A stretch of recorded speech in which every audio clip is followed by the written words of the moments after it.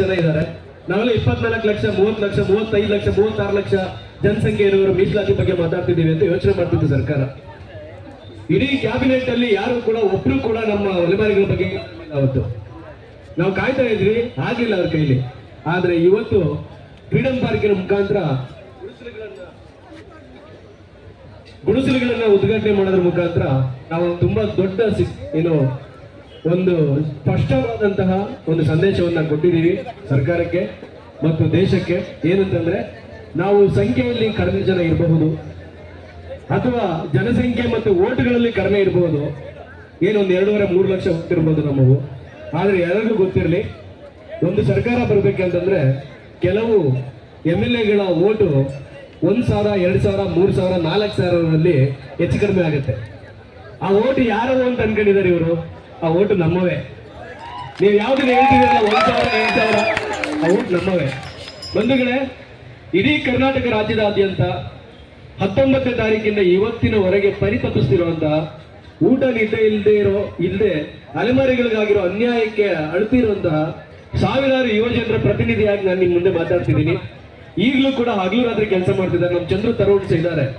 ಈ ಹಿಂದೆಗಡೆ ಇರೋಂತ ನೀವು ಇದನ್ನ ನೋಡಿರ್ಬೋದು, ಈ ಬ್ಯಾಕ್ ನೋಡಿರ್ಬೋದು, ಬ್ಯಾಕ್ ಡ್ರಾಪ್ ರಾತ್ರಿ 10-10:30 ಆಗಿದಂತ ಇದ್ದು ಡಿಸೈನ್ ಮಾಡಿ ನಮ್ಮ ಹುಡುಗರು. ಈಗಲೂ ಕೂಡ ಇಲ್ಲಿ ಅತಿಥಿಗಳು ಮಾತಾಡಿ ಹೋಗಿ ಕುತ್ಕೊಳ್ಳೋವಷ್ಟರಲ್ಲಿ ಪೋಸ್ಟ್ ಮಾಡ್ತಿದ್ದಾರೆ. ಮಮತಾ ಸರೋವರ್ ಇಲ್ಲಿ ಇದ್ದಾರೆ ತುಂಬಾ ಜನ. ಇಡೀ ಫೇಸ್ಬುಕ್ ಮತ್ತೆ ವಾಟ್ಸಪ್ ಮತ್ತೆ ಟ್ವಿಟ್ಟರ್ ಅಲ್ಲಿ ಮತ್ತು ಇನ್ಸ್ಟಾಗ್ರಾಮ್ನಲ್ಲಿ ಅಲೆಮಾರಿಗಳು ಭಾರತದಲ್ಲಿ ಬಹಳ ದೊಡ್ಡ ಸಮುದಾಯ ಅನ್ನೋದನ್ನ ಬಿತ್ತರ ಮಾಡಿದ್ರು ನಮ್ಮ ಯಂಗ್ಸ್ಟರ್ಸ್. ಅವ್ರಿಗೊಂದು ಜೋರ್ ಚಪ್ಪಾಳೆ ಹೊಡೆದ್ಬಿಡಿ. ಯಾಕೆ ಅಂತಂದ್ರೆ ಅವ್ರೇನಾದ್ರೂ ಇಲ್ಲದೆ ಇದ್ದಿದ್ರೆ ಇವತ್ತು ಈ ಕೂಗು ಇಲ್ಲಿ ವಿಧಾನಸೌಧಕ್ಕೆ ಕೇಳಿಸ್ತಾ ಇರಲಿಲ್ಲ. ನಾವು ಎಲ್ಲರ ನಿಮ್ಮೆರ ಪರವಾಗಿ ಇಲ್ಲಿವರೆಗೂ ಯಾರು ಏನ್ ಮಾತಾಡಿದ್ರು, ಸುಸುಂದರ್ ಸರ್ ಮತ್ತೆ JP ಹೇಳಿದ್ರು, ನಾವು ನಿಮ್ ಪರವಾಗಿ ನಿಂತ್ಕೋತೀವಿ. ಸಾವಿರಾರು ಜನ ಯುವಜನರು ನಿಮ್ ಜೊತೆ ಇದ್ದೀವಿ. ಇವತ್ತೇನು ಇಲ್ಲಿ ನಡೀತಾ ಇದೆ ಈ ಹೋರಾಟ, ಇದು ಪ್ರಾರಂಭ ಅಂತ ಅನ್ಕೋಬಹುದು. ಇಲ್ಲಿ ನಮ್ಗೆ ತುಂಬಾ ಜನಕ್ಕೆ ಅನ್ಸುತ್ತೆ ಪಾಪ ಅವ್ರು ಕುತ್ಕೊಳ್ಳಲ್ಲ. ಮಾದಿಗ ಸಮುದಾಯದವರು 35 ವರ್ಷ ಹೋರಾಟ ಮಾಡಿದ್ರು, ಅವ್ರಿಗೆ ಶಕ್ತಿ ಇತ್ತು, ಇವ್ರಿಗೆ ಶಕ್ತಿ ಇಲ್ಲ ಅಂತ ಅನ್ಕೊಂಡಿದ್ದಾರೆ. ಆದ್ರೆ ಇವ್ರಿಗೆ ಗೊತ್ತಿರ್ಲಿ ಒಂದು ವಿಷಯ ಏನಂತಂದ್ರೆ 35 ವರ್ಷ ಹೋರಾಟ ಮಾಡಿ ಜಯವನ್ನು ಸಾಧಿಸಿರುವಂತ ಮಾದಿಗ ಸಮುದಾಯದ ಹಿರಿಯರು ನಮ್ ಜೊತೆ ಇದ್ದಾರೆ. 35 ವರ್ಷ ಹೋರಾಟ ಮಾಡಿದ್ದಾರೆ. ಅವ್ರು ಯಾರು ಪಾಪ ಹೋಗ್ಬಿಟ್ಟು ನಮ್ಗೆ ಹೋರಾಟ ಸಕ್ಸಸ್ ಆಗ್ಬಿಟ್ಟಿದೆ ಅಂತ ಯಾರು ಕೂಡ ಅಲ್ಲಿ ಸಂಭ್ರಮ ವ್ಯಕ್ತಪಡಿಸ್ತಿಲ್ಲ. ಇಲ್ಲಿ ಬಂದು ಇದೇ ವೇದಿಕೆ ಒಳಗಡೆ ಅಂಬಣ್ಣ ಅಣ್ಣ ಆಗ್ಲಿ, ನಮ್ಮ ಗುಡಿಮಣಿ ಅಣ್ಣ ಆಗ್ಲಿ, ಮಾರಪ್ಪಣ್ಣ ಆಗ್ಲಿ ಮನೆಗಳಿಗೆ ಹೋಗಿಲ್ಲ.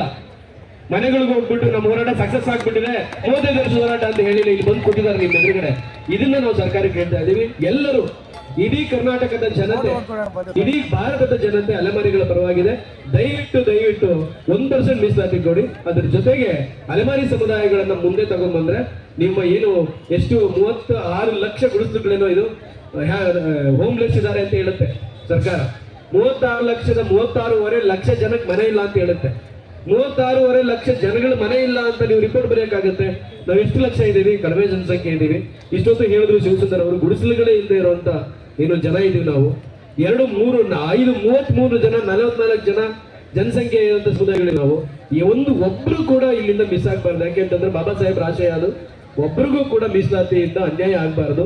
ಈ ಮೀಸಲಾತಿ ದೊರಕಿಸ್ಕೊಡ್ಬೇಕು ಅಂತ ಕೇಳ್ತಾ ಎಲ್ಲ ಕ್ಯಾಬಿನೆಟ್ ಮಿನಿಸ್ಟರ್ಗಳಿಗೆ ಇವತ್ತು ನಾವಿಲ್ಲಿ ಮಾತಾಡೋ ಸಂದರ್ಭದಲ್ಲೇ ದಲಿತ ಸಂಘರ್ಷ ಸಮಿತಿಯ ಹಿರಿಯರು CM ಮುಂದ್ಗಡೆ ಈ ಅಹವಾಲನ್ನು ತಗೊಂಡು ಹೋಗಿದ್ದಾರೆ. ಈಗಾಗಲೇ ಮಾತಾಡ್ತಿದ್ದಾರೆ ಮಾವಳಿ ಶಂಕರ್ ಅವರು, ಗುರುಪ್ರಸಾದ್ ಕೆರಗೋಡ್ ಅವರು ಕೂಡ ಅವ್ರ ಕೂಗನ್ನು ಕೂಡ CM ಅವರು ಕೇಳಿಸ್ಕೊಂಡು ನಾವೆಲ್ಲರೂ ಕೂಡ ನಿಮ್ ಜೊತೆ ಇರ್ತೇವೆ ಅಂತ ಹೇಳ್ತಾ ಸಕ್ಸಸ್ ಆಗ್ಲಿ ಅಂತ ಹೇಳ್ತಾ ನನ್ನ ಮಾತು ಮುಗಿಸ್ತೀನಿ. ಜೈ ಭೀಮ್. ಧನ್ಯವಾದಗಳು.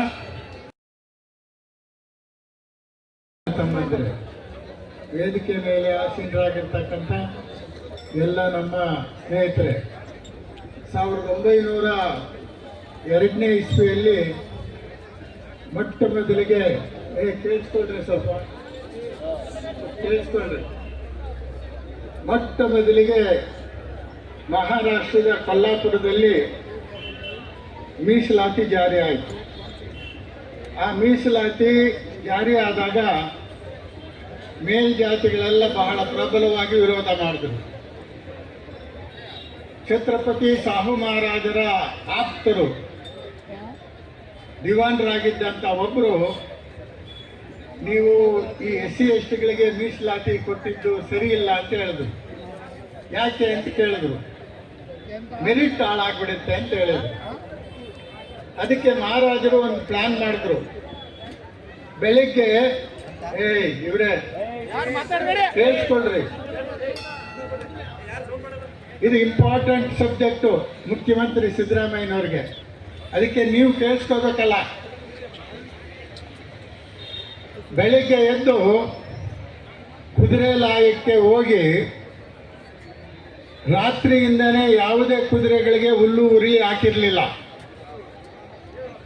ಬೆಳಗ್ಗೆ ಆ ವಿರೋಧ ಮಾಡಿದ್ರಲ್ಲ ಅವ್ರ ಸ್ನೇಹಿತರು, ಅವ್ರನ್ನ ಕರ್ಕೊಂಡೋಗಿ ಚೇರ್ಗಳು ಹಾಕ್ಕೊಂಡು ಒಂದೇ ಕಡೆ ಹುಲ್ಲು ಉರುಳಿಯನ್ನು ಒಂದು ದೊಡ್ಡ ಪಾತ್ರೆಯಲ್ಲಿ ಇಟ್ಬಿಟ್ಟು ಕುಂತ್ಕೊಂಡಿದ್ರು.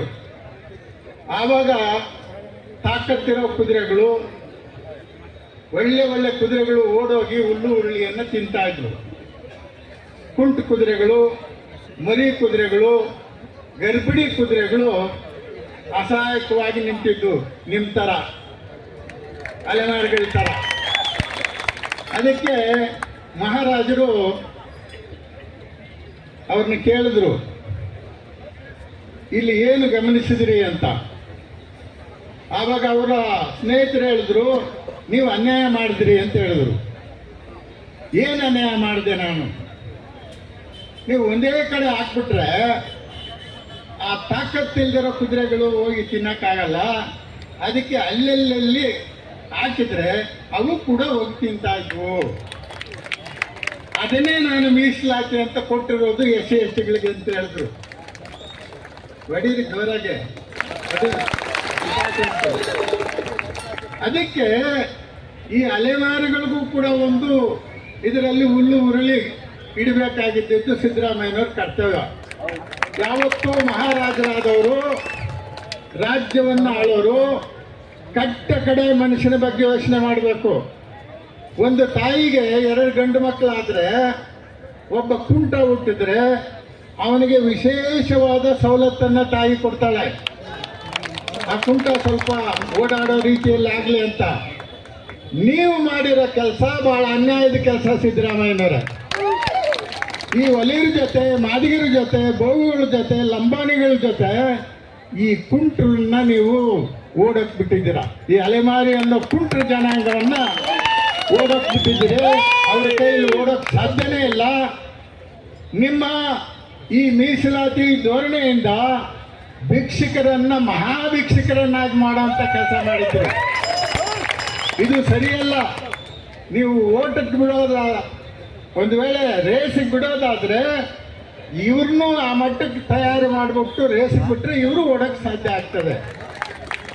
ಅದರಿಂದ ಈಗ ನಿಮ್ಮ ಕ್ಯಾಬಿನೆಟ್ ಇಲ್ಲಿರೋ ವಲಯ ಮಂತ್ರಿಗಳು, ಮಾದಿಗ ಮಂತ್ರಿಗಳು, ಅವರಿಗೆ ಅವ್ರ ಜನಾಂಗದ ಮೀಸಲಾತಿ ಬೇಕಂತ ಅವರು ಹೋರಾಟ ಮಾಡಿರಲಿಲ್ಲ. ಅವರು ಈ ಸಂಘಟನೆಗಳವರು ಹೋರಾಟ ಮಾಡಿದಾಗ ಬಂದು ಬೆಂಬಲ ಕೊಡ್ತಾ ಇದ್ರು. ಏನಕ್ಕೆ ಅಂದರೆ ತಮ್ಮ ಸೀಟುಗಳನ್ನು ಗಟ್ಟಿ ಮಾಡ್ಕೊಳ್ಳೋಕ್ಕೆ. ಇನ್ನೇನು ಜನಾಂಗಕ್ಕೆ ಒಳ್ಳೇದಾಗಲಿ ಅಂತ ಯಾರು ಮಾತಾಡಿರಲಿಲ್ಲ. ಸಿದ್ದರಾಮಯ್ಯನವರು, ನಾನು ಸಮಾಜವಾದಿ, ನಾನು ಕಾನೂನು ಓದ್ಕೊಂಡಿದ್ದೀನಿ, ಸುಪ್ರೀಂ ಕೋರ್ಟ್ ಆದೇಶ ಏನು ಹೇಳ್ತದೆ ಅಂತ ಯೋಚನೆ ಮಾಡಿದೆ. ಯಾರೋ ಸಲಹೆ ಕೊಟ್ಟರು ಅಂತೇಳಿ ಈ 1% ಪ್ರತ್ಯೇಕ ಇದ್ದಂಥ ಮೀಸಲಾತಿಯನ್ನು ಅವ್ರ ಜೊತೆ ಸೇರಿಸಿರೋದು ತುಂಬ ಅನ್ಯಾಯ. ನಾನು ಇದನ್ನು ಖಂಡಿಸ್ತೀನಿ. ಜೊತೆಗೆ ಈಗಲೂ ಅವಕಾಶ ಇದೆ. ಇವರು ಪಾಪ ದೇವರ ವೇಷಗಳನ್ನು ಹಾಕ್ಕೊಂಡವರು, ರಾಮನ ಪಾತ್ರ, ಹನುಮಂತನ ಪಾತ್ರ, ಸೀತೆ ಪಾತ್ರ, ಟ್ರೈಬಲ್ಸ್ಗೆಲ್ಲ ಮೀಸಲಾತಿ ಕೊಡೋದಕ್ಕೆ ಸರ್ವೆ ಆಗಿದ್ದು. ಬ್ರಿಟಿಷ್ನವ್ರು ಭಾಳ ಬುದ್ಧಿವಂತರಿದ್ದರು. ಈ ಅಲೆಮಾರಿಗಳ ಬಗ್ಗೆ ನಮ್ಗೆ ಗೊತ್ತಿಲ್ಲ, ಅಂಬೇಡ್ಕರ್ ಸಾಹೇಬರನ್ನೇ ಅದರ ಸದಸ್ಯರನ್ನಾಗಿ ಮಾಡಿಬಿಡೋಣ ಅಂತ ಹೇಳಿದರು. ಹಾಗಾಗಿ ನಮಗೆ ಮೀಸಲಾತಿ ಸಿಕ್ತು, ನಿಮಗೆಲ್ಲ, ಇವ್ರಿಗೆಲ್ಲ. ಈ ನಾಗಮೋಹನ್ ದಾಸು ಕೂಡ ಸ್ವಲ್ಪ ಯೋಚನೆ ಮಾಡಿದ್ದಿದ್ರೆ ಒಬ್ಬ ಮಾದಿಗ, ಒಬ್ಬ ವಲಯ, ಅಲೆಮಾರಿಗಳಿಂದ ಒಬ್ಬರನ್ನೇ ಸದಸ್ಯರನ್ನು ಮಾಡಬೇಕಾಗಿತ್ತು. ಅಥವಾ ಜಾತಿಗಳನ್ನ ಸರಿಯಾಗಿ ಅರ್ಥ ಮಾಡಿಕೊಂಡಿರೋ ಜನರನ್ನು ಸೇರಿಸ್ಕೊಂಡಿದ್ದಿದ್ರೆ ವರದಿ ಚೆನ್ನಾಗಿದೆ. ಆದರೆ ಕೆಲವು ಜಾತಿಗಳನ್ನು ಇದರಿಂದ ಅದಕ್ಕೆ ಸೇರಿಸ್ಬಿಟ್ಟಿದ್ದಾರೆ. ಈಗ ಚನ್ನದಾಸ, ಮಾಲದಾಸ, ಪರ್ಯ ಇದು ಬಲಗೈ ಸಂಬಂಧಿತ ಜಾತಿ. ಪಲ್ಲನ್ ಅನ್ನೋ ಜಾತಿ ಎಡಗೈಗೆ ಸಂಬಂಧಪಟ್ಟಂಥ ಜಾತಿ, ಅದನ್ನು ಬಲಗೈಗೆ ಸೇರಿಸಿದ್ದಾರೆ. ಗೊಂದಲಗಳಾಗಿದೆ. ಅದರಿಂದ ಆದರೂ ಕೂಡ ಪರವಾಗಿಲ್ಲ, ನಾಳೆ ಕ್ಯಾಬಿನೆಟ್ ಇರಬೇಕು. ನಾಳೆ ಇದೆಯಾ? ಈ ಕ್ಯಾಬಿನೆಟ್ಟಲ್ಲಿ